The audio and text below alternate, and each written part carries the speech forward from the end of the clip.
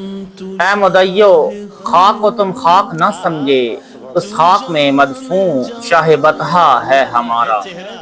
اس شعر میں امام عشق و محبت حضرت رضا بریلوی رحمۃ اللہ تعالیٰ علیہ سرزمین مدینہ منورہ خصوصاً وہ خطہ زمین کے جہاں پر محمد خضرا کی چھاؤں میں حضور اکرم شہنشاہ کونین صلی اللہ علیہ وآلہ وسلم کا مزار اقدس ہے، اس کا تذکرہ فرما رہے ہیں۔ اس شعر کے مصرع اول میں لفظ خاک کا 2 مرتبہ استعمال اور مصرع ثانی میں لفظ خاک کا 1 مرتبہ استعمال، یعنی کل 3 مرتبہ لفظ خاک کا استعمال کیا گیا ہے۔ تینوں لفظ خاک حروف و اعراب کے اعتبار سے مساوی ہیں، لیکن معنی اور مطلب کے اعتبار سے جدا ہونے کی وجہ سے یہ شعر فن شاعری کے اعتبار سے صنعت تجنیس کامل کا شعر ہے۔ اس شعر میں حضرت رضا بریلوی ان لوگوں کو للکارتے ہیں جو مدینہ شریف کی عظمت کے قائل نہیں۔ ان منکرین عظمت مدینہ کو حضرت رضا بریلوی خواب غفلت سے بیدار کرتے ہوئے فرماتے ہیں کہ اے مدعیوں، سرزمین مدینہ طیبہ کو تم بالکل نہیں سمجھ سکے۔ ارے یہاں کی زمین کی خاک یعنی مٹی میں تو وہ ذات گرامی آرام فرما ہے جو شاہ بطحا یعنی کہ مکہ معظمہ کا بھی بادشاہ ہے۔ موجودہ پرفتن دور میں منافقین وہابی نجدی اپنے نفاق کا اظہار کرتے ہوئے لوگوں کے دلوں سے مدینہ طیبہ کی محبت کم کرنے کے لیے ایسا پراپوگنڈا کرتے ہیں کہ مدینہ شریف کی عظمت وہ نہیں جو آج تک سننے میں آتی ہے، معاذ اللہ۔ حرمین شریفین کے لیے شارع لکھتے ہیں کہ میں گیا ہوا تھا، تب جدہ کے ہوائی اڈے پر اس قسم کے پرچے اور کتابچے تقسیم ہوتے تھے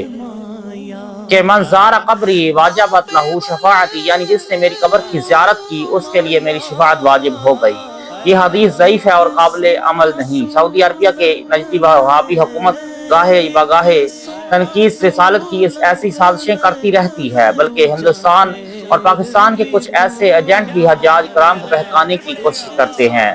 اور مدینہ منورہ جانے سے روکتے ہیں۔ ان کو چشم و قبر باطن کو کیا معلوم کہ مدینہ طیبہ میں وہ ذات گرامی آرام فرما ہے کہ جن کے طفیل یہ کائنات وجود میں آئی ہے، بلکہ مکہ معظمہ اور خانہ کعبہ کا وجود بھی انہی کا مرہون منت ہے۔ مدینہ طیبہ جانے سے روکنے والے چاہے کتنی کوشش کریں لیکن نبی کے دیوانے کسی کے روکے نہیں رکتے۔ ایک عاشق کے لیے مدینہ طیبہ کائنات کی سب سے بہترین جگہ ہے، بلکہ عاشق صادق تو مدینہ طیبہ کو جنت پر بھی ترجیح دیتا ہے۔ بقول حضرت رضا، طیبہ سے ہم آئے ہیں، کہیے تو جنا والوں، کیا دیکھ کے جیتا ہے وہ جو وہاں سے یہاں آیا۔ مدینہ طیبہ کی عظمت کا صحیح احساس اسے ہی ہو سکتا ہے جس کا دل عشق رسول کا گنجینہ ہو۔ عام طور سے لوگوں میں یہ عنوان اکثر زیر بحث ہوتا ہے کہ مکہ معظمہ افضل ہے یا مدینہ طیبہ۔ اس میں ملت اسلامیہ کے ائمہ کرام کے مختلف اقوال ہیں، جن کا محاصل یہ ہے کہ وہ مقام کے جو اعضائے شریفہ سید کائنات حضور اقدس صلی اللہ علیہ وآلہ وسلم کو موضع شریف سے ملائے ہوئے ہے، وہ جگہ تمام اجزائے زمین سے افضل، یہاں تک کہ خانہ کعبہ تمام سماوات حتیٰ کہ عرش سے بھی افضل ہے۔ امیر المؤمنین حضرت عمر فاروق اعظم، حضرت عبداللہ بن زبیر اور نیز دیگر صحابہ کرام رضی اللہ تعالی عنہم اجمعین مدینہ منورہ کو مکہ معظمہ پر فضیلت دیتے تھے۔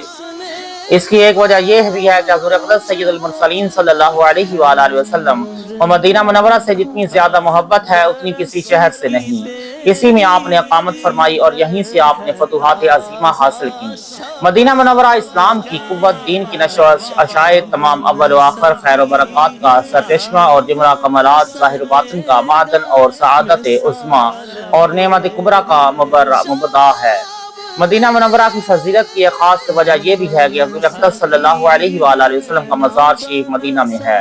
اور متعدد احادیث صحیحہ میں وارد ہے کہ ہر نفس کی پیدائش اسی مٹی سے ہے جہاں وہ دفن ہوتا ہے۔ اس سے یہ ثابت ہوا کہ پیدائش پاک حضور صلی اللہ علیہ وآلہ وسلم بھی مدینہ منورہ کی ہی مٹی مقدس سے ہے۔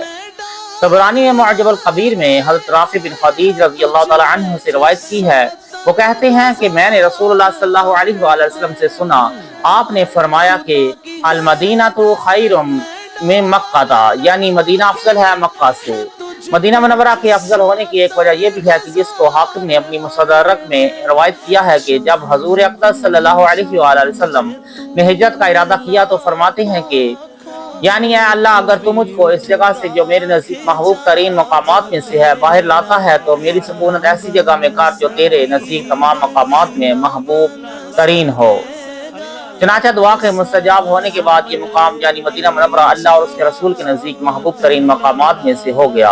اور اسی وجہ سے فتح مکہ کے بعد حضور اقدس صلی اللہ علیہ وآلہ وسلم نے مکہ معظمہ کی طرف عود نہیں فرمایا اور مدینہ منورہ میں ہی قیام کرنے پر اس سے اقامت فرمائی۔ جب حضور اقدس صلی اللہ علیہ وآلہ وسلم کسی سفر سے واپس تشریف لاتے تھے اور جب مدینہ کے قریب پہنچتے تو اپنی سواری کو حرکت دے کر اور تیز کر دیتے تھے، اور یہ اس لیے تھا کہ آپ وفور شوق سے بے چین ہو جاتے تھے کہ کسی طرح جلد از جلد مدینہ میں داخل ہو جائیں۔ آپ کا قلب مبارک یہاں پہنچ کر سکون پاتا تھا، شانہ مبارک سے چادر بھی نہ اتارتے اور فرماتے تھے کہ یہ ہوائیں طیبہ یعنی اچھی ہیں۔